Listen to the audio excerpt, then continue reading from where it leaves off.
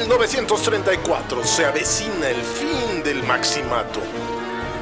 Abelardo Rodríguez termina su mandato como interino tras la renuncia del presidente Pascual Ortiz Rubio. Respaldado por su gente y una buena gestión en Michoacán, el dirigente del PNR, el general Lázaro Cárdenas, empieza su campaña presidencial bajo el lema "Trabajadores de México, uníos".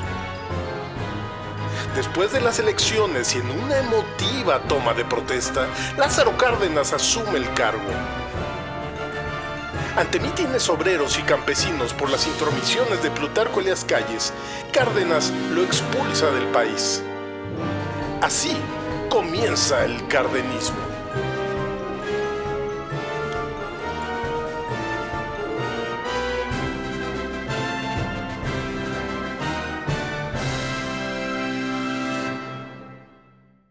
Capítulo 3. México para los mexicanos. Elecciones de 1934. Lázaro Cárdenas. Pero antes de que llegara Cárdenas al poder, Plutarco Elías Calles creó un partido que planeaba terminar con el gobierno de caudillos para llegar a un régimen de instituciones, el PNR. Sin embargo, con el maximato, este partido y su bandera de terminar con el caudillismo terminó siendo lo mismo que antes, pero con otra cara. Llegaron las elecciones de 1934, en las que más de 2 millones de personas en todo el país salieron a votar. La representación popular a la que la mayoría de la población mexicana tiene idea de lo que es el voto, lo que históricamente, por lo menos en los últimos 2 siglos, tiene por idea de sufragio, ¿no? El voto ha significado para ellos una especie de ruptura con las antiguas formas de gobierno que se desarrollaron en México, ¿no? Lázaro Cárdenas fue por excelencia la persona que rompió con el maximato. Los presidentes que lo antecedieron en realidad nada más habían sido títeres de Plutarco Elías Calles. Y a este periodo en el cual Plutarco Elías Calles tanto fue presidente como tuvo control sobre sus sucesores, se le conoce como el maximato. Lázaro Cárdenas recibió el apoyo y la anuencia de Plutarco Elías Calles, sí, por supuesto, como se conoce y se ha dicho, ¿no? Era su cachorro, era pues uno de los cachorros de la revolución, ¿no? Era un chamaco, decía el chamaco, y justamente ese tipo de parentela política es la que va a trazar la época, ¿no? Una parentela política que está trazada por la afiliación partidaria. Con Álvaro Obregón todavía como un gran caudillo, él trata de organizar el país, sobre todo porque está disperso, porque hay grandes carencias, porque todo el asunto económico, político, social, educativo, todo está en crisis. Entonces, ¿de qué manera lo va ordenando? Sí logra dar pasos adelante, sí se logra encauzar al país con ciertas condiciones económicas un poco más favorables a como habían estado durante toda la etapa revolucionaria y ya no se diga de la etapa porfirista. Cárdenas había sido un general de división. Él subió mucho al poder cuando en alguna visita de Calles al entonces gobernador de Michoacán, él intercede a su favor en lo que viene desde Jalisco el presidente Calles y pues digamos que está en la mira y gana la simpatía del presidente Calles, que le empieza a dar puestos en gabinete. ¿Qué fue lo que pasó? Que sucedió al gobernador por el que él había abogado y pues poco a poco fue ganando visibilidad, fue creando una facción propia, por así decirlo, sin irritar tanto los intereses de Calles, tal que pudiera sobrevivir, pero de alguna manera sí con una visión que él tenía, ¿sí?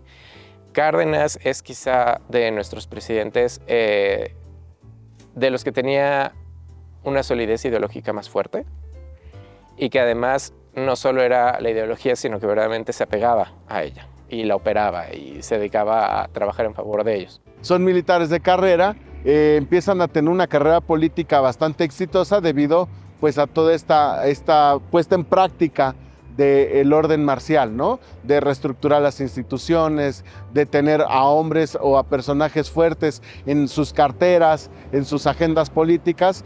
Entonces, cuando termina su periodo Obregón y sube Plutarco Elías Calles en 24, nuevamente ya como todo un general, que todos eran generales y con todo este concepto de organizar el país, va a tratar de conciliar de alguna manera con el grupo más importante que son los campesinos, los obreros y también la parte de los administrativos, intelectuales, estudiantes, maestros, etcétera, pero siempre está la parte de los latifundistas que de alguna forma no han desaparecido desde la etapa de Porfirio Díaz. Bueno, Cárdenas compite de manera interna, o sea, no había una gran... Sí hubo otros dos candidatos en la elección de 1934, pero obtuvieron un voto prácticamente nulo y todos sabían de qué partido iba a salir el ganador. Ahí la cuestión era la pugna interna y el principal opositor de Cárdenas era Pérez Treviño. ¿Cómo se decidió? Bueno, obviamente hubo muchísimo alboroto político, pero en la convención de Querétaro, en 1933, definieron quién sería el candidato oficial del partido, el PNR. Y por artes del destino, y no tan artes del destino, un poco más de estrategias, quedó Cárdenas seleccionado. De Calles, el que va a mover todos los hilos con 3 candidatos que él impone y que van a ser primero Emilio Portes Gil, luego Pascual Ortiz Rubio y al final Abelardo Rodríguez. Entonces, aquí lo que hace Calles de alguna forma es fortalecer al país, sí, pero de alguna forma como que lo va orientando más hacia un sistema capitalista, sí popular, porque de cierta forma todos los caudillos que vienen de la revolución siempre tienen, es presente la palabra revolucionario, revolución, popular, democracia, etc. Finalmente termina el periodo de Abelardo Rodríguez, que había sido el tercero, y entonces ya hay que convocar ahora sí a elecciones. La fórmula de Cárdenas es cambiar esa división, ese entendimiento de la sociedad mexicana y lo divide en sectores. Él sí habla de un sector obrero, ¿no? Que es emergente y que es pujante, que además no solo a nivel nacional, sino a nivel internacional va a estar al orden del día un posicionamiento político al respecto, al igual del campesinado. El campesinado como un sector que por supuesto también es igualmente muy plebeyo, igual que la clase obrera mexicana, pero que había que tratar con otras fórmulas, ¿no? Con otros medios, y que al final también descubre que pues más que otros medios era a través de un instrumento, que era el partido, ¿no? Vamos a ver también a los sectores populares, ¿no? A todos estos profesionistas y a todo este sector de trabajadores que no son ni del campo, ni de las industrias o las fábricas, sino que son prestadores de servicios, profesionistas, que por supuesto tienen impacto por la posición social en la que se encuentran, debido a que hay todavía un periodo histórico muy marcado por esta diferencia de estratos, en donde la opinión pública del médico, del sacerdote, del profesor del pueblo, ¿no? El profesor rural, estas figuras, por supuesto, que son las figuras de autoridad, ¿no? Entonces no hay todavía un nivel de conciencia así que digas político en el que las personas piensen en cabeza propia, más bien terminaban siempre buscando esa autoridad, esa orientación, esa línea política, ¿no? Y por supuesto estamos viendo una sociedad que está transformándose, ¿no? Es las primeras generaciones que empiezan a tener educación pública, ¿no? Son los primeros 14 años de haberse construido un sistema de educación público en el que ya tenemos a jóvenes o hay infancias que están creciendo sabiendo leer y escribir, ¿no? Cuando gran parte del porcentaje de la población que participó en el proceso armado revolucionario no sabía leer y escribir, ¿no? Entonces también te habla de qué ciudadano es el que se está construyendo para la década de los 30. Y por supuesto Cárdenas comprende que es un ciudadano que va a ser más fácil articularlo en la fábrica, en el campo, que en su pueblo. Y ahí comenzó un gran momento en el ejercicio de la ideología de Cárdenas, ¿sí? Porque aunque era claro que él iba a ganar y que no necesitaba hacer una gran campaña ni visitar todas partes, él decide hacer una campaña en la cual él llega a todos los estados del país, a todos los territorios del país, y eso le gana muchísimo, no solo por el voto tal cual, sino porque se va haciendo de aliados, de líderes locales, tal que empieza a minimizar este riesgo de que las regiones fueran a sublevarse de alguna manera. Vamos a ver que Lázaro Cárdenas distingue que ya no es a través del individuo como debe de permanecer el poder. 1934. México ya cuenta con más de 16 millones de personas en todo el país. En septiembre de ese año se inaugura oficialmente el Palacio de Bellas Artes y también el Fondo de Cultura Económica. 4 años después, con la expropiación petrolera, Cárdenas crea la empresa Petróleos Mexicanos. El presidente de Estados Unidos de entonces, Franklin Roosevelt, implementa la política de buena vecindad, la cual busca mejorar la relación con México. Para 1940 comienza a ser necesario tener visa para que la población mexicana pise los Estados Unidos.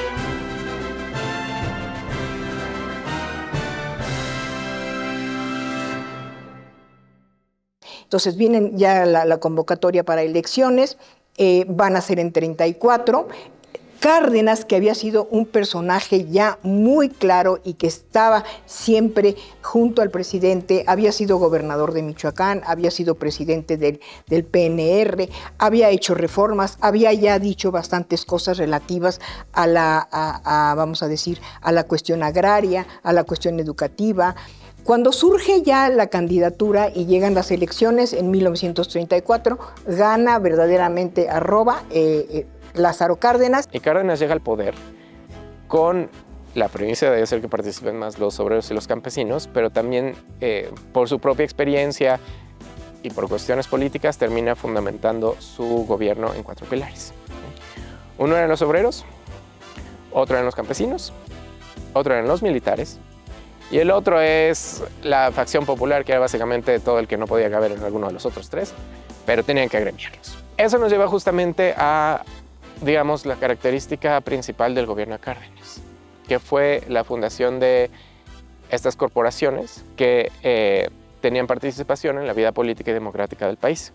Creo que ese es el gran momento y es algo inédito en la historia de México con Lázaro Cárdenas. Lázaro Cárdenas creo que sí ha sido un presidente único en ese sentido. Él cuando entra, pues tiene primero que ver cómo está toda la correlación de fuerzas y se da cuenta que de la manera en la que él va a poder inferir en todo esto es con lo que llamamos una política de masas. Él se va hacia los campesinos, se va hacia los obreros y se da cuenta de la problemática tan terrible que viven. Entonces, ¿cómo vamos a arreglar el asunto campesino? Lo vamos a arreglar con la repartición de tierras, les vamos a dar los implementos, vamos a cambiar por parcelas o por ejidos y vamos a terminar con el latifundio. Cárdenas a lo que se dedica es a fundar estas organizaciones, ¿sí? Claro, no es ni tan fácil ni tan derecho, ¿no? En primer lugar, tenía que desvincularse de Calles y de todo el poder que le había dejado para que él no fuera a ser otro títere del maximato. Entonces, a través de movidas políticas, bueno, fue mandando a diferentes actores que sostenían todavía cotos de poder al exilio, Calles incluido. Y entonces decide comenzar con sus fundaciones. Se les dan los instrumentos de producción y evidentemente empieza a haber un cambio. El campesino empieza a tener una mayor adquisición económica y empiezan a tener una mejor vida. Pueden comer, pueden ir a la escuela, pueden vestir, pueden salir, etc. O sea, sí hay un cambio y por eso los campesinos se unen tanto a Cárdenas, ¿no? O sea, no por nada es todo de lo que se llamaba Tata Lázaro y Tata, o sea, todo esto es porque realmente sí los escuchó. Y por el lado de los obreros también. Entonces se implementa también el salario mínimo, se les da otro salario, se les dan otras condiciones de vida, se hace una semana de, vamos a decir, laboral de en lugar de 7 días, 6 días, etcétera, aunque sí se les pide que el 7º día se done al partido para que haya recursos. Hay dos grandes organizaciones que funda o diagonal reforma Cárdenas. El ACROM, para tenerla como él quiere, se convierte en la CTM, en la Confederación de Trabajadores Mexicanos. Y para los campesinos, funda la Confederación Nacional de Campesinos, CNC. Digamos que estos se vuelven sus dos grandes brazos de cómo vamos a incluir a los obreros y a los campesinos en la vida política. Lamentablemente al interior de cada una de las organizaciones se crean cacicazgos, se crean pugnas políticas y bueno, pues no fue tan sencillo, ¿verdad? Claro, hay que ver también cómo está la cuestión de partidos en ese entonces, un poquito. El hecho de que no hubiera pugna entre partidos, porque no era que había muchos partidos y mucha representación y todo esto, no quiere decir que no había facciones al interior del partido. Y que obviamente pues todas las corporaciones que él creó terminaron siendo pues canales para llegar a esas facciones o para manifestar esas pugnas, y quien tuviera la mayor cantidad de corporaciones pues era quien ganaba. El obrerismo, ¿no? Esta adopción del pensamiento socialista, por supuesto, lo hace adoptar una especie de obrerismo que se ve reflejado en la política de la expropiación. Un proyecto que los historiadores de México han siempre mencionado, que parecía que lo tenía en ciernes desde una década atrás, ¿no? No lo dudaría, tampoco lo negaría, ¿no? Porque justamente estos caudillos son caudillos que se forjan en los años. Para los militares, concentra todo en el secretario de la Defensa. Él colocó como secretario de la Defensa a Ávila Camacho, que sería eventualmente su sucesor. Lázaro Cárdenas, que es muy sagaz y muy claro, va viendo la necesidad imperiosa de la nacionalización. Se da cuenta de que, por ejemplo, lo que ya sabemos, el petróleo está en manos de todos los extranjeros, o sea, está en manos de los ingleses, sobre todo de los ingleses, de los alemanes, etcétera. Y entonces dice, aquí se nacionaliza el petróleo y se nacionaliza todo. Y claro, como consecuencia vamos a tener también la nacionalización de los ferrocarriles. Se da cuenta que no basta con darles más voz y más voto a tanto obreros como campesinos, sino que también tienen que prepararlos, tienen que profesionalizarlos. Desarrollar el campo, pero modernizarlo, no dejarlo en estar llevando semillita por semillita y recoger mazorca por mazorca, sino hacer una producción industrial verdadera del campo. Lo mismo pasa con los obreros, y un factor muy importante de los obreros es justamente toda la industria petrolera. La expropiación petrolera es sin lugar a dudas la más significativa. El hecho de que los recursos de la nación pudieran estar al servicio del pueblo, ¿no? En esta formulación de construir una nación en una perspectiva de beneficiar al pueblo, por supuesto que es la fórmula idónea para la construcción de la identidad nacional.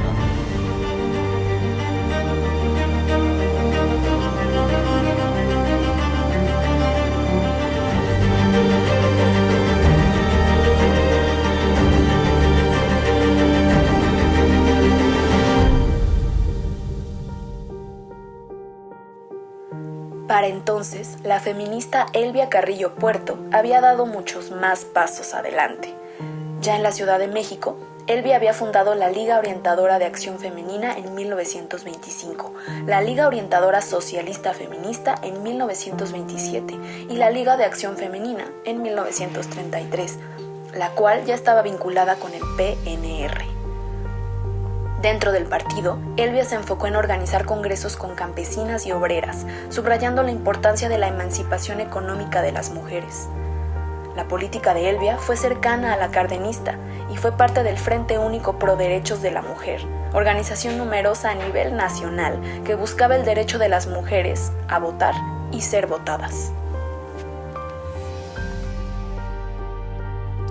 Y entonces ya viene el nuevo régimen. Entre uno de los precandidatos estaba Mújica, que era una personalidad muy avanzada, muy revolucionario, con todos los ideales que ya conocemos, pero para Cárdenas era un poco extremo, era un poco demasiado socialista, demasiado comunista, totalmente anticatólico, anticristero, y por el otro estaba Ávila Camacho, otro general mucho más tenue, con unos ideales más dentro de la derecha, dentro de del capitalismo, y siente Cárdenas que a nivel internacional sobre todo, podría ser más adecuado un presidente como Ávila Camacho y no como Mújica. Mújica era el sucesor natural, porque era un hombre que tenía los mismos ideales, también era de los pocos líderes que sí tenían ese desapego del interés personal que tenía Cárdenas. Parece a la luz pública un radical.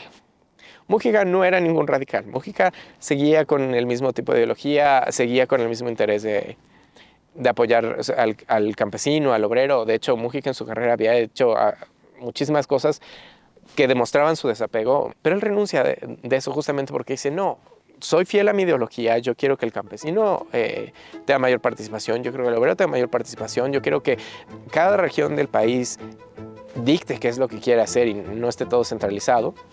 Él entendía también que su lugar en la historia ya había trascendido. Él entendía muy bien que colocarse como un presidenciable hubiera atraído con mayor fuerza a esos sectores opositores a Lázaro Cárdenas y a lo que él considera como el cardenismo, ¿no?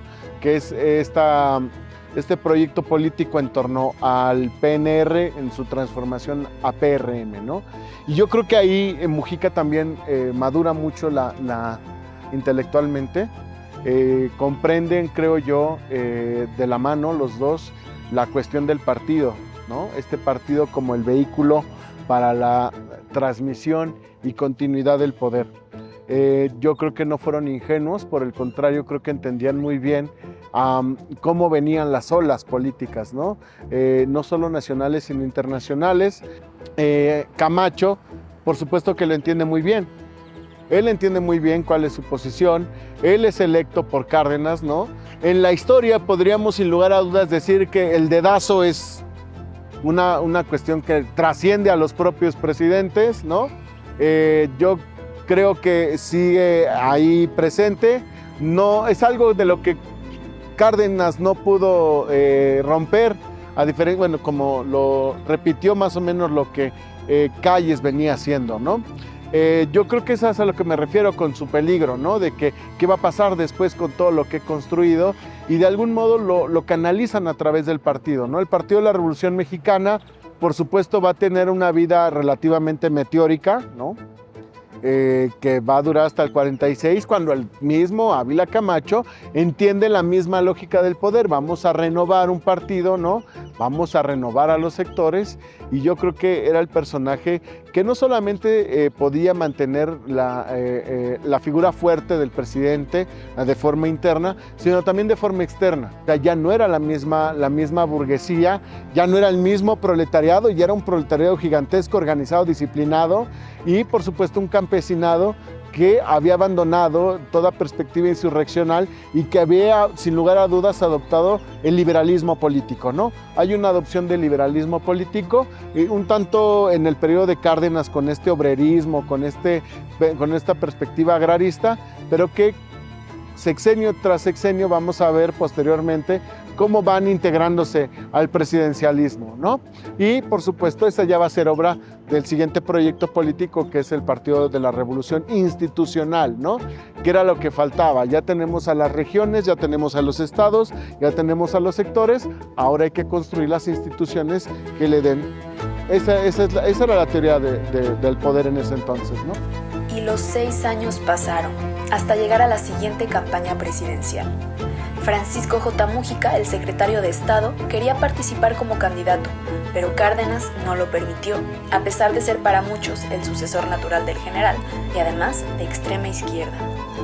En vez de a Mújica, el presidente propuso a Manuel Ávila Camacho para que gobernara, ya que para él, este pertenecía a la facción más moderada del Partido de la Revolución Mexicana. Por otro lado, el PAN ya se venía horneando como una alternativa distinta de partido.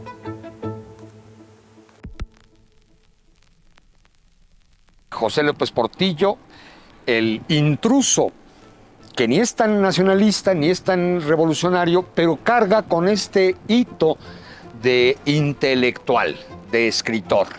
Recordemos que había escrito ya algún libro, sin ninguna trascendencia y sin ninguna relación objetiva en el impacto de los imaginarios colectivos de la historia de México, pero a final de cuentas es el heredero del sexenio de Luis Echeverría Álvarez, 70-76. Entonces no podríamos hablar de un López Portillo sin evidentemente enlazarlo como maquinita a lo que es Luis Echeverría Álvarez, ¿no?